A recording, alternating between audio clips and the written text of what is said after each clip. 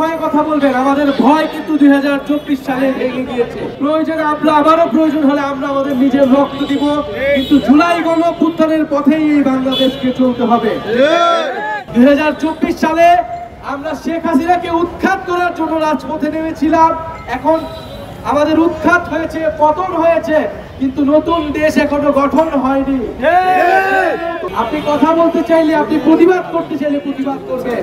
জুলাই গণঅভ্যুত্থান সেই প্রতিবাদ শিখিয়েছে আমাদের। জুলাইয়ের ঘোষণাপত্র এই সরকারের থেকে আদায় করব। এনসিপির পক্ষ থেকে আপনাদেরকে জানাই এই জুলাই মাসের রক্তিম শুভেচ্ছা।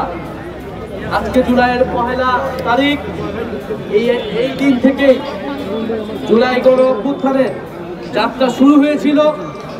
বৈষম্যবিরোধী ছাত্র আন্দোলনের ব্যানারে 2024 সালে সারা বাংলাদেশের ছাত্র সমাজ একটি যৌক্তিক ও ন্যায্য দাবিতে আন্দোলনে নেমে এসেছিল।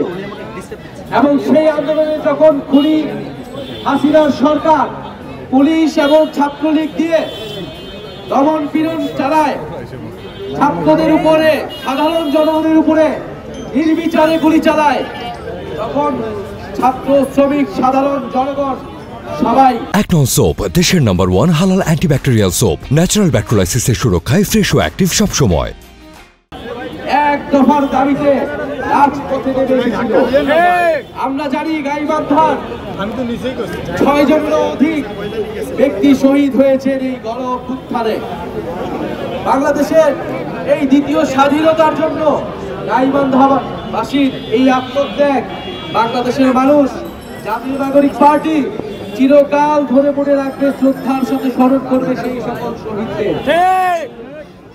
আমরা বলতে চাই, এই যে গণঅভ্যুত্থানে হাজারো মানুষ শহীদ হয়েছে, হাজারো হাজারো মানুষ, ছাত্ররা আহত হয়েছে একটা নতুন বাংলাদেশের জন্য, যেই বাংলাদেশে বৈষম্য থাকবে না, গণতন্ত্র থাকবে, যেই বাংলাদেশে আপনি কথা বলতে গেলে পুলিশ আপনার উপর আক্রমণ চালাবে না, আপনি মত প্রকাশ করতে গেলে আপনার উপর লাঠিচার্জ, গুলি পুলিশ চালাবে না, আপনি কথা বলতে চাইলে, আপনি প্রতিবাদ করতে চাইলে প্রতিবাদ করবেন।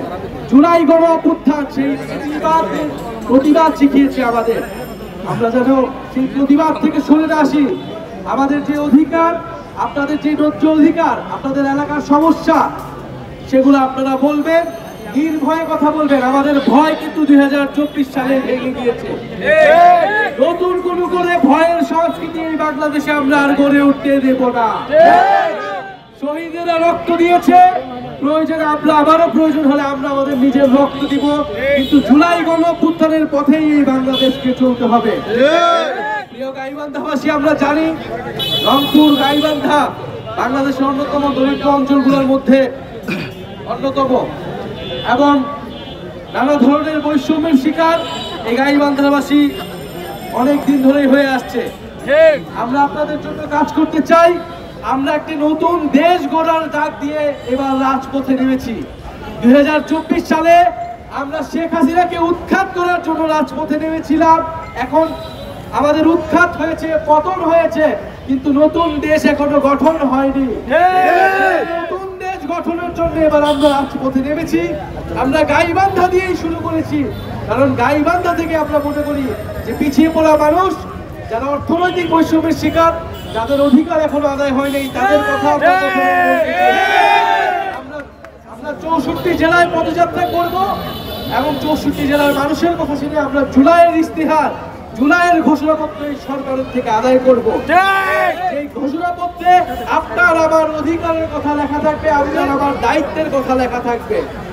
প্রিয় বন্ধুগণ, জাতীয় নাগরিক পার্টি ধর্ম বর্ণ নির্বিশেষে সকল মানুষের নাগরিক মর্যাদা এবং নাগরিক অধিকারের পক্ষে কথা বলে। আজকের এই সমাবেশেও দলিত, হরিজন সহ যে নানা ধর্মের, নানা বর্ণের মানুষজন এখানে এসেছেন, আমাদেরকে সমর্থন দিয়েছেন, তাদেরকে আন্তরিকভাবে ধন্যবাদ জানাচ্ছি।